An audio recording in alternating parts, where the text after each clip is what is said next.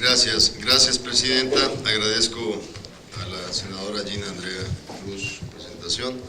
Agradezco al licenciado Gustavo Enrique Madero, presidente de la Comisión de Economía, también esta convocatoria conjunta de comisiones. El embajador Vasconcelos se disculpó por alguna otra compromiso, pero agradezco también a todas las senadoras y senadores que nos acompañan esta mañana, de las tres comisiones que en forma unida están haciendo este análisis. Yo me gustaría compartir con ustedes esta presentación que le intentaré mostrar en no más de 20 minutos en tres segmentos. El primero, para poder entender la circunstancia que enfrentamos a partir de noviembre 8 del 16, que viene a consolidarse con la toma de protesta de la nueva administración en Washington, habría que hacer un análisis de lo que está pasando en el contexto internacional y de cómo el esquema de la construcción y de la arquitectura del multilateralismo económico está siendo afectada a nivel internacional. Porque parecería ser que cuando escuchamos las primeras líneas de un discurso hacia cierre de economías, hacia crítica a la integración global y de la generación de riqueza en cadenas globales de valor, parecería que simplemente los interlocutores de ese discurso no están entendiendo cómo funciona la economía. Pero el problema tiene un mayor nivel de profundidad. Más bien lo que está pasando es que hay sectores importantes de población en el mundo desarrollado que son ahora, como los define Stiglitz, los nuevos opositores de la globalización, los nuevos segmentos de población que consideran que no han sido tratados correctamente. Y esto lo vemos claramente hacia el norte, cuando Estados Unidos, habiendo jugado el papel del arquitecto de la arquitectura multilateral a nivel global en la posguerra, construyendo un esquema de desarrollo vía los planes Marshall, vía la reconstrucción de Alemania, vía la reconstrucción de Japón, la creación de un organismo multilateral comercial donde había preferencias marcadas y tratamiento favorable al mundo en desarrollo para incentivarlo a integrarse a un mundo de integración económica global. Este proceso fue muy exitoso en el siglo XX y el principio del siglo XXI, porque veíamos cómo naciones, al ser parte de las cadenas globales de valor, empezaron a cambiar su rol. En los años 90, por ejemplo, el 2% de las manufacturas globales se producían en economías emergentes. En menos de 2 décadas ya es el 30% de estas economías que están en las cadenas globales de valor. ¿Qué pasa con esto? Es clarísimo que el crecimiento del comercio ha traído una reducción de la pobreza internacional, pero en el momento donde llegamos a nuestra era, en esta circunstancia y tiempo, vemos cómo elecciones muy importantes a nivel global están siendo definidas por segmentos de población que están mandando un mensaje a sus gobiernos de que no les ha parecido la manera como los ha afectado el proceso de reacomodo de los ciclos productivos a nivel internacional. Y tenemos el caso más claro de nuestros vecinos al norte, donde en la elección del 16, todo un segmento muy asociado con el cinturón del óxido, que es el cinturón manufacturero norteamericano, hizo una votación inesperada y cambió históricamente el resultado de una elección.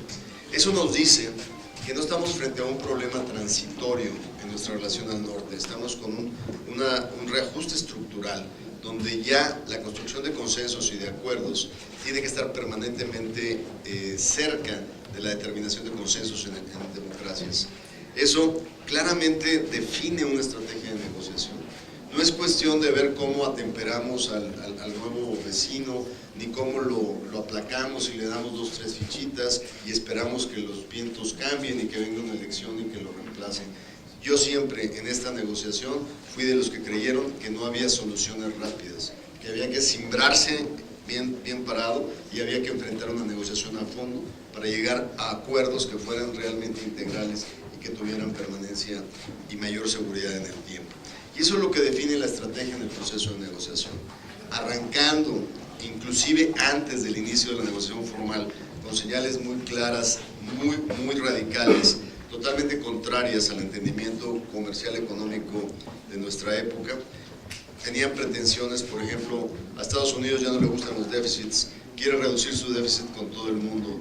Los 800.000 millones de dólares que tienen de déficit es nefasto, han tomado ventaja de nosotros y por por lo tanto todo el mundo tiene que jugar un nuevo juego porque queremos eliminarlos. Bueno, la primera pregunta que un economista se hace es, y díganme las implicaciones negativas que ha tenido el déficit desde el punto de vista del conjunto de la economía norteamericana. Sí, se han perdido empleos en el sector manufacturero, pero se han cuadruplicado en el sector servicios, en el sector de tecnologías, en el sector de mayor valoración. El problema en la política es que los perdedores no necesariamente se ven reflejados en los ganadores, y eso es lo que crea la desestabilidad política que enfrentamos. Eso nos llevó a una estrategia de negociación a partir de agosto del 17, que tuvimos que ser muy claros sobre las bases fundamentales de un acuerdo comercial. Yo les diría que trajimos al Senado de la República un documento el 2 de agosto del 17, donde establecimos los objetivos de esta negociación. Y esos objetivos fueron claramente señalados en 4 líneas fundamentales. El primero era nada de lo que negociáramos iba a trastocar lo que es la esencia de la competitividad construida en América del Norte. Y esa fortaleza es porque habíamos pasado a ser simplemente de una región que competía libremente en el comercio, que se beneficiaba del comercio a cero arancel, pero también habíamos construido una plataforma productiva. Estamos haciendo cosas juntos y cualquier restricción, obstáculo a la eficiencia de integración de industrias como el aeroespacial, como la automotriz, como los dispositivos médicos, pudiera afectar la manera como estábamos compitiendo en el mundo y cómo estábamos integrándonos en la generación de oportunidades de inversión y de empleos. ¿Dónde diría que están los principales resultados de este primer meta comprometida con el Senado de la República? En materia de esta competitividad, uno de los elementos que más podemos subrayar es que las reglas del juego para producir cosas juntos que estén sujetas a cero arancel en este acuerdo están definidas por algo que se llama reglas de origen. Las reglas de origen no es otra cosa más que cuánto debe de tener un producto hecho en América del Norte para que sea beneficiario, se beneficie de arancel cero. Quiere decir qué tanta integración regional debe de tener. Y entonces los diferentes elementos que hacemos en América del Norte tienen diferentes reglas de origen. El acuerdo tiene 12,000 reglas de origen. Haberlas trastocado con la visión inicial norteamericana hubiera claramente representado una disrupción total y una falta de competitividad de los productos hechos aquí frente al resto del mundo. El objetivo inicial de nuestros socios era llevar a un extremo la integración de origen. Por ejemplo, hoy un televisor de pantalla plana de Tijuana que exportamos a América del Norte tiene un 36% de contenido regional. Si de repente lo queremos llevar a un 95%, como pretendían en Estados Unidos, para una LG o un Samsung, en lugar del costo de trasladar todos sus procesos productivos, era más fácil pagar el arancel de entrada a Los Ángeles, que es el 15%, que reestructurar su industria. De esa manera, el primer resultado que yo subrayaría, ¿qué tal, senador? ¿Qué tal? Buenos días. Buenos días. El primer resultado que yo subrayaría es que de las 12,000 reglas de origen que están reflejadas en este acuerdo, finalmente 11,995 quedaron totalmente inalteradas.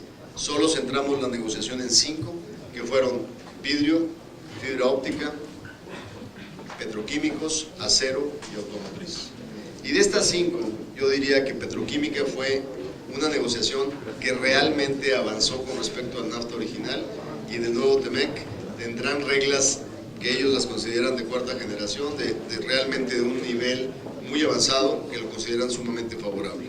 Vidrio y fibra óptica fue alineado perfectamente con los intereses de la industria mexicana, y en el caso de aceros fue una negociación que, de haber empezado un objetivo de 237 fracciones arancelarias, fueron 3 las fundamentales y llegamos a arreglos que fueron óptimos para la industria nacional. En el caso de automotriz fue la única de 12,000 reglas de origen que reflejó un alto grado de complejidad. Los norteamericanos pretendían 85% de integración para ser beneficiarios de cero arancel. Nosotros hoy en el NAFTA actual estamos en 62.5, terminamos en un 75% de integración. Pero a la pretensión de moverle más a elementos que eran claramente criticados por la administración en Washington, siempre apuntando que era un tema donde México tenía preferencias desde el punto de vista de inversión por los diferenciales salariales. La pretensión era tratar de determinar salarios por decreto. Sabemos que los mercados no funcionan así. Es el fortalecimiento de los derechos laborales los que hacen más competitiva la definición de salarios. Y ahí lo que terminamos haciendo, también para suprimir una pretensión norteamericana, que querían que del 85% que estaban intentando hacer, que el 50% fuera hecho en Estados Unidos. Cambiamos esa formulación y terminamos con que el 75% del automóvil será hecho en América del Norte, y del 75% un 40% será hecho en una zona de salario por encima de $16 la hora, quiere decir Estados Unidos y Canadá, y un 60% será producido en una zona de salarios, cualquier salario, y en este caso México, en el contexto de cómo organizamos la industria automotriz de América del Norte. Y en esta misma compromiso con el Senado, el tema de facilitación de comercio. Este acuerdo lo relanzamos en esquemas de modernización, donde realmente nos comprometimos en una serie de apartados para mejorar la facilitación de integración, que es fundamental en la integración productiva de América del Norte. El segundo objetivo que habíamos comprometido con el Senado de la República era el mantener la certidumbre del comercio y la inversión.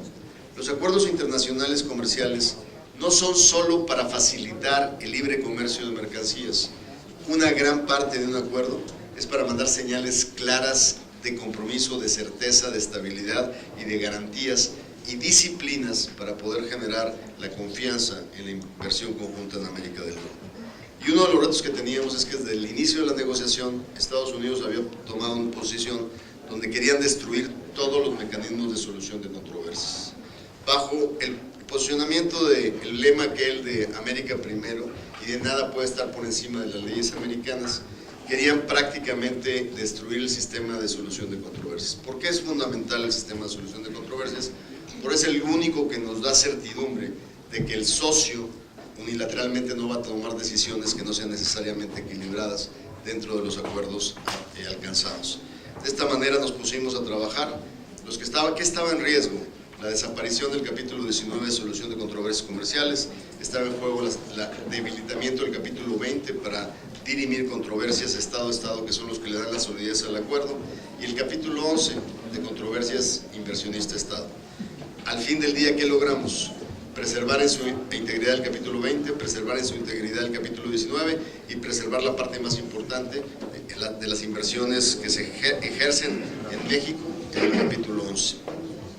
Adicionalmente, esa certidumbre pasaba por elementos muy importantes, como no permitir el regreso a ningún tipo de restricciones cuantitativas ni ningún tipo de aranceles. El acuerdo logrado en su esencia es un acuerdo totalmente de libre comercio. No hay restricciones cuantitativas ni aranceles determinados.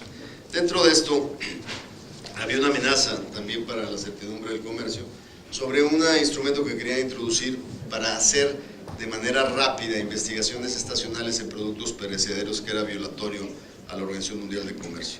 Nosotros desde el principio dijimos que era un deal breaker y finalmente eliminamos la posibilidad de que metieran este tema que se llamaba seasonality o estacionalidad en favor del sector agrícola mexicano y sobre todo de productos frescos mexicanos.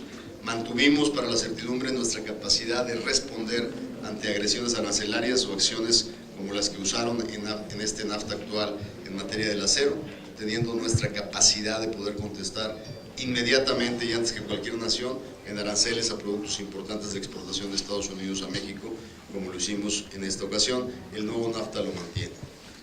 Un elemento fundamental era modernizar un acuerdo que tenía más de 24 años de operación. Y fue lo que nos llevaron las primeras 8 rondas de negociación.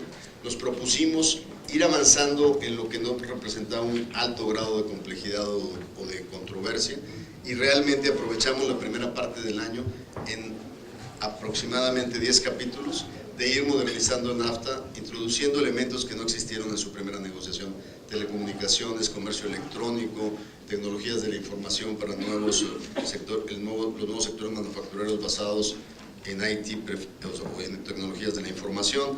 Mejoramos todo el entendimiento en materia de telecomunicaciones, agregamos elementos de nueva generación en materia de Internet. Entonces realmente logramos el objetivo de actualización.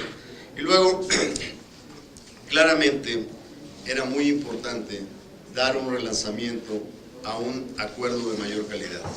El NAFTA original había sido negociado por la administración Bush en un inicio, se había terminado la negociación, ganó el presidente Clinton la elección inesperadamente, y afortunadamente el presidente Clinton, para poderlo apoyar, estableció algo que creo que NAFTA fue el primer acuerdo internacional que incluyera elementos desde el punto de vista social como derechos laborales y derechos ambientales. Desafortunadamente se incluyen como acuerdos paralelos que no estaban sujetos al mismo mecanismo de solución de controversias. Por eso pasaron más de 20 años y no un solo caso en materia laboral o en materia ambiental. El nuevo NAFTA, el nuevo TEMEC, el NAFTA modernizado, lleva una mejoría absoluta en su apartado que tiene que ver con inclusión. Un capítulo muy fortalecido de derechos laborales, un capítulo de derechos ambientales, un capítulo anticorrupción, que es el primero sujeto a solución de controversias a este nivel de intensidad, y adicionalmente un capítulo para poder promover la participación de las pymes, que prácticamente no tuvieron las mismas oportunidades en estos primeros 20 años del acuerdo. Este, de alguna manera, fue el reporte que yo entregué el día que vine a la Junta de Coordinación Política, un poco a dar cuentas sobre el resultado de los compromisos en este proceso. Finalmente, compartiría con ustedes lo que aprendimos en esta negociación. Primero, aprendimos que las soluciones de política pública para poder soportar o respaldar acuerdos internacionales en un mundo como el de hoy no pueden estar simplemente flotando por sí solas sin una validación permanente de democracias participativas. El primer error que se comete es haber dejado 22 años el NAFTA original sin que el secretariado haga mecanismos de revisión, consultas y valoración de lo que se ha logrado. Eso se corrige en el nuevo acuerdo con un sistema de revisión. Es hoy, en el mundo global, imposible mantener instrumentos de política pública internacional que no estén sujetos a consensos de las sociedades que lo respaldan. Segundo elemento que se aprendió en este proceso: los instrumentos de política comercial internacional no son varitas mágicas que resuelven el dilema del desarrollo y la equidad. Son elementos que sin duda generan crecimiento, pero en la ausencia de la agenda nacional correcta no van a resolver el problema de la inequidad y de la pobreza, ni de la diferencia de desarrollo regional. Por lo tanto, la agenda interna en complemento con la agenda internacional es un elemento fundamental para lograr esos objetivos. Tercero, la calidad de un acuerdo importa, y por eso los nuevos elementos que les comenté en materia de inclusión para darle sustentabilidad a lo acordado.